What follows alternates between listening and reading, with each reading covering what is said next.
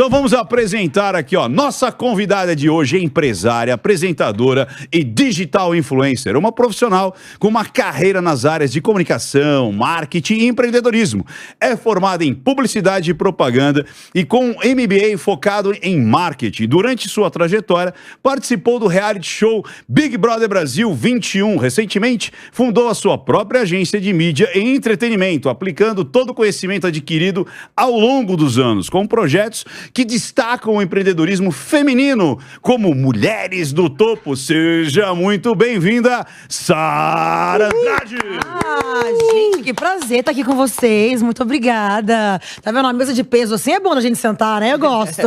A gente já tem umas trocas legais, interessantes. Foi um prazer. E aí, Sara, diz pra gente aí, como é que você entrou nesse mundo do marketing, da propaganda? Você sempre trabalhou com isso? Era uma coisa que te apetecia ali quando criança? Você já fazia ali as suas vendas, as suas incursões ali, ou veio depois? Como é que é isso aí? Sempre fui aquela criança que adorava falar, adorava aparecer, gesticular, sabe assim, eu adorava brincar de banco quando era criança, de vender as coisas, fazia pulseirinha pra vender pro povo na escola, sabe aquela coisa assim? Eu acho que tava a minha veiazinha do marketing, da comunicação, sempre teve dentro de mim. E eu sempre amei muito a área. Então já era uma coisa que eu já queria desde nova ali, entrei na comunicação, na faculdade, me formei, saí de lá e foi só lindo, assim, flores que eu posso dizer assim, nessa área, assim. Acho que eu me encontrei de fato onde eu queria. Então eu gosto muito, tenho muito orgulho dessa área que eu escolhi. Sara, eu sei que você tem um posicionamento hoje muito ligado também à parte de desenvolvimento humano, autodesenvolvimento, autoconhecimento. O quanto que você acha que hoje o processo de compra, ele é emocional? E como que você consegue utilizar essas habilidades para ajudar os seus clientes a atingirem seus objetivos? Hoje acho que é muito mais emocional, inclusive, do que a gente for pensar no racional. O ser humano, ele gosta de ver alguma coisa que agradar os olhos dele, né? Então seja uma coisa que é humanizada, que ele realmente se entrega naquilo dali, ele gosta. Então o emocional hoje tá muito além do que a gente pensar só no racional na hora da compra. São poucas pessoas aí no Brasil, infelizmente, que pensam tão com o pezinho no chão na hora de consumir alguma coisa, seja serviço ou produto. A gente ainda tá na grande maioria ainda na parte emocional. O que pra mim é muito bom, porque eu adoro trabalhar isso nas pessoas e acho que todo mundo, se a gente tem a noção do que a gente tem na mentalidade aqui, a gente consegue conquistar qualquer coisa. Então é só mesmo entender como funciona a nossa cabeça. Que demais. Sara, eu tenho duas perguntas. A primeira, lá no Big Brother você se destacou muito pela tua mentalidade fortalecida. Eu lembro que tinha uma cena de um desafio que tava tendo e que você falou, sorria, não foi? Tipo, não deixa a caixa cair, deixa os adversários acharem que você tá perdendo. Isso foi algo que se destacou muito pra mim pela sua mentalidade. Você me disse aqui que você tá lançando um treinamento de desenvolvimento humano, de autoconhecimento. Então, quanto que essa trajetória mental te ajudou na tua carreira e como foi que caiu a ficha pra você, de fato, ajudar outras pessoas pra isso? Então, isso é até legal de falar sobre isso, assim. Eu, quando era muito nova, eu tive uma infância difícil, então acaba que a gente procura válvula de escape quando a gente tá na infância. E a minha mãe, sem querer, me apresentou na época, quando lançou o documentário O Segredo, há muitos anos atrás. E eu super novinha, acho que tinha uns 14, 15 anos de idade. Foi a primeira vez que eu vi um pouquinho sobre mentalidade. E já achei uma coisa intrigante. E quando eu comecei na faculdade de comunicação, eu vi que isso me ajudaria muito, a linguagem corporal, a linguagem não verbal no geral, ela me ajudaria muito na área da comunicação. E aí eu fui me entendendo um pouco mais daquilo. E aí, com os anos, depois de trabalho e tudo mais, e principalmente depois de ter saído de um programa com o Big Brother Brasil, eu senti que eu podia influenciar com algo a mais. E não apenas ser uma influenciadora que tá ali mostrando café da manhã, o que tá fazendo no meu dia a dia, mas eu podia agregar algo a mais. E quando eu resolvi que eu podia contar a mesma história inteira, humanizar isso, para as pessoas entenderem quem é a Sara de verdade, e não só aquele frame do programa, aí eu também, mais recentemente, agora também, fiz uma pós também em neurociência e comportamento humano, bem pra focar mesmo nessa área, porque eu senti que a gente pode ajudar muita gente. Acho que hoje em dia o mundo tá cada vez mais carente de atenção em relação à mentalidade, né? Acho que pós-pandemia a gente teve um baque muito grande aí e mudou muito, acho que a estrutura de todos nós, assim, abalou muitas estruturas. Então a gente tá se reeducando a cada dia mais. Então eu acredito que esse agora seja uma das coisas que a gente pode mesmo salvar muitas vidas, sabe, em relação a isso, assim. Que legal. As poucas coisas que eu já falei na internet, assim, os depoimentos que eu recebi, é de fato de salvar vidas. Então é muito gostoso e gratificante quando você vê isso. Que massa. Como é que foi? Eu tenho mais uma, cidadão. Calma aí. Diga lá. Não, é que você falou. Eu avisei logo. É que você falou do Big Brother. Eu avisei logo. E aí eu lembrei porque teve um lance lá dentro que, assim, na época, você falou de alguma coisa de linguagem não verbal. Corporal. Não foi lá dentro? Então, a minha mãe tinha me dado um livro na época da faculdade, inclusive, você estava falando aí. Na época da faculdade, ela tinha me dado um livro de linguagem corporal. E eu já tinha lido esse livro já umas 2, 3 vezes na minha adolescência, assim, e tal. Aí, antes do programa, na hora de entrar, eu falei, bom, o que vai me ajudar lá pensando em jogo? Porque ser humano, querendo ou não, chega lá dentro, eu posso esperar qualquer coisa. Não dá pra gente poder confiar em quem vai estar ali dentro do outro lado. E falei, bom, eu vou reler esse livro de linguagem corporal. A gente tinha 10 dias de confinamento no hotel. Eu li o livro 2 vezes só no confinamento. E realmente ele me ajudou bastante ali no começo do jogo ali. Acho que depois, quando você começa a envolver o emocional, é um pouco mais difícil de você ler as pessoas, porque você começa a se envolver de uma maneira diferente. Mas no início do jogo, onde eu não tinha ainda muito envolvimento emocional com as pessoas, era muito mais tranquilo pra poder ler cada um e entender o jogo de cada pessoa. Que legal. Pra mim foi muito essencial isso daí. Ô Sara, a gente sabe que o dinheiro flui pra onde a atenção vai. Isso é participar do programa de maior audiência do nosso país. Verdade. E a gente sabe que quem controla a narrativa, controla o povo, controla as massas, controla a condução. E o quanto que essa experiência nesse programa te ajudou, sei que você tem uma agência de marketing hoje, te ajudou a entender a mente desse comportamento de consumo e quanto que isso te ajuda hoje nos teus negócios? Olha, ajudou muito, viu? É aquela coisa, eu achava que eu sabia muito da vida até eu ir pra um programa daquele dali. Eu costumo brincar que a gente é ratinho de laboratório, né? Colocam a gente numa gaiola e ficam observando o nosso comportamento ali.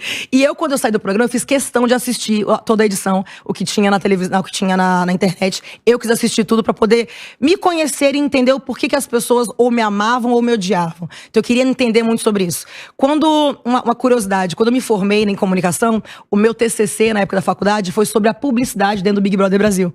Nunca imaginei que eu fosse entrar no programa anos depois, mas foi exatamente sobre a publicidade lá dentro, sobre as marcas dentro do programa. Então, quando eu entrei ali dentro e consegui ver de dentro como é que funcionava tudo, é muito, sabe, é gostoso você entender aquela coisa que tinha na teoria ali na hora de você estudar na faculdade e chegar e presenciar tudo aquilo. E realmente foi uma coisa que a minha edição saiu da curva. A gente acha que é a única edição do Big Brother que todos os 20 ainda trabalham com imagem. Nós somos, assim, todos os 20. Então, assim, é uma coisa que saiu da curva completamente.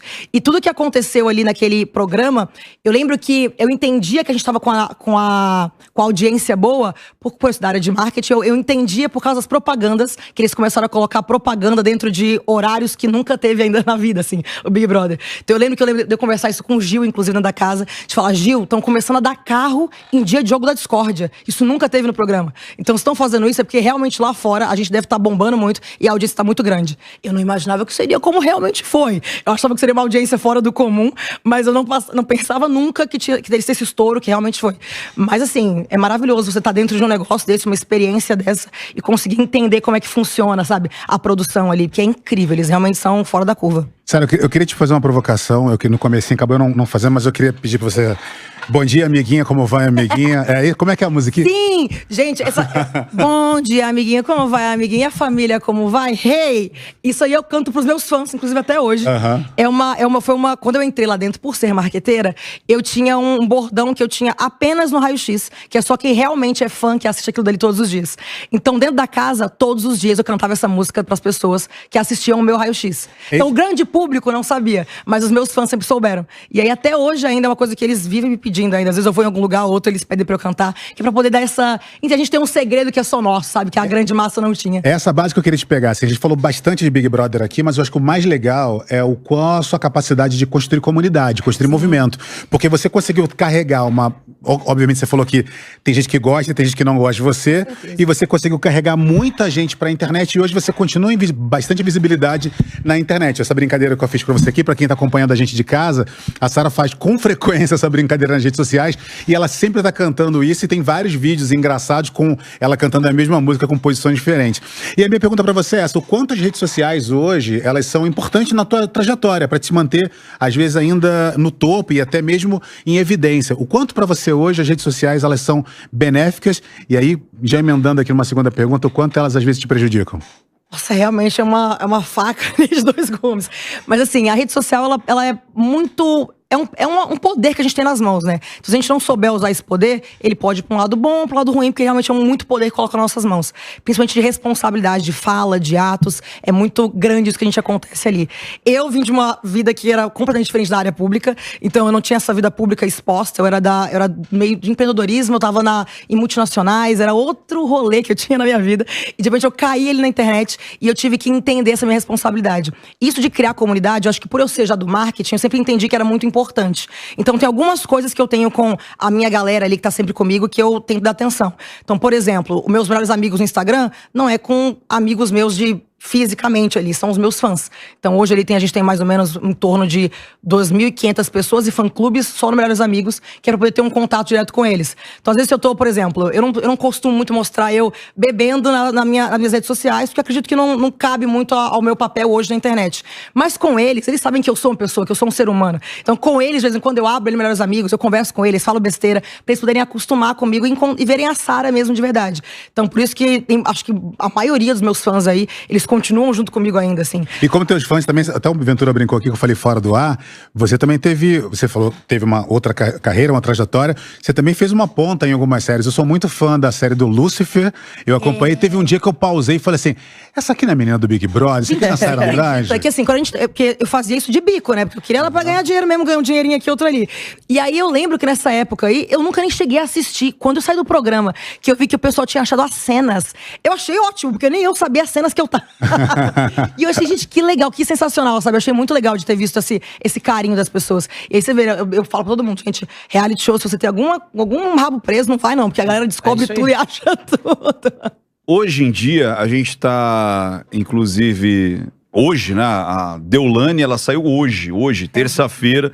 E hoje também, né, foi considerado foragido o GL lá, o Gustavo Lima. Embaixador. O embaixador. E a minha pergunta é essa. Como administrar a vida de você usar a sua imagem? Você falou, nossos 20 da Big Brother se utilizam, vendem, né? O do Vigor lá, como é que chama? Gil. O Gil do Vigor. Então ele criou até um personagem ali, apesar que ele é economista, inclusive, né? E qual é o limite? Que você falou assim, eu não bebo pra todo mundo ali assistir. Qual que é o limite onde eu posso chegar com a minha vida particular? Sim. Até onde eu vou? Como é que você controla isso daí para que você não seja invadida pelos seus fãs, por exemplo? Olha, eu tive que aprender apanhando, né? Porque assim, como eu falei, eu não era uma pessoa muito de postar tudo nas redes sociais. Então pra mim foi algo realmente que eu caí numa profissão que eu não imaginava que eu fosse ter, assim. Então quando eu comecei a postar, no início eu postava mais coisas, postava muito da minha vida pessoal. Só que você tem que entender, quando você abre muito a sua vida pessoal, você vai também abrir para as pessoas darem palpite na sua vida pessoal. E aí isso pode te atrapalhar ou não, depende muito do seu segmento. Então você estava falando, por exemplo, de uma Deolane, um Carlinhos Maia, são pessoas que eles postam o dia inteiro. E para eles, o público deles gosta disso e pede isso.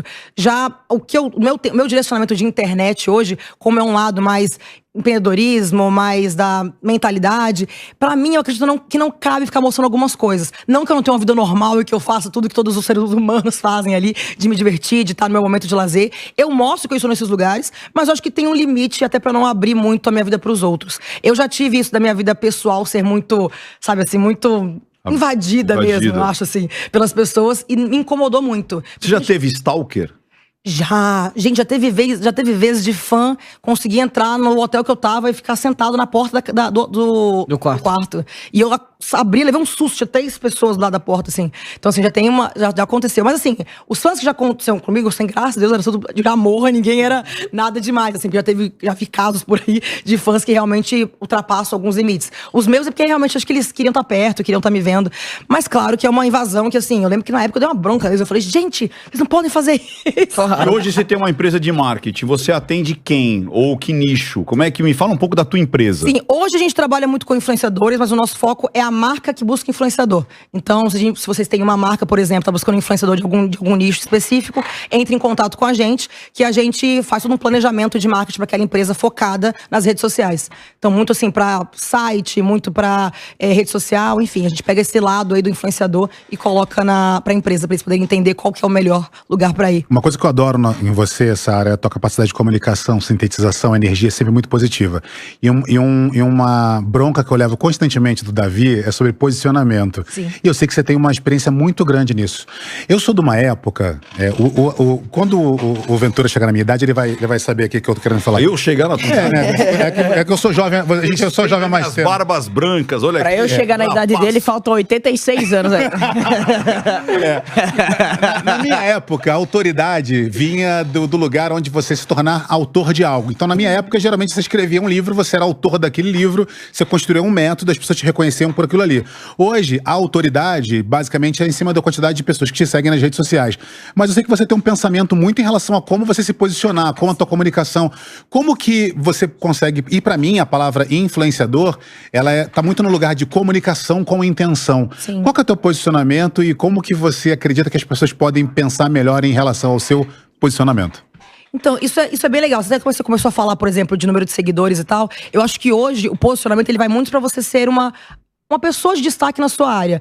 Eu acho que não vai tanto dos números ali de seguidores que você tem, porque às vezes uma pessoa que tem 100 mil seguidores, eu tenho 8 milhões, mas alguém que tem 100 mil seja focado, sei lá, numa área de economia, coisa que eu não entendo, e aquela pessoa se torna uma referência por ser naquele nicho, ela ser grande naquele nicho. Porque hoje na internet a gente tem milhões e milhões de seguidores, você vê jogadores de futebol com mais de 200 milhões de seguidores, e a gente vê pessoas que às vezes não tem tantos seguidores assim, tem 50 mil, 100 mil seguidores, mas eles são, na área deles, no nicho deles, eles são muito grandes. Então eu costumo falar que a internet, quando o povo tem medo, né? Vou começar, mas eu tenho pouco seguidor, eu tenho medo de como começar aqui.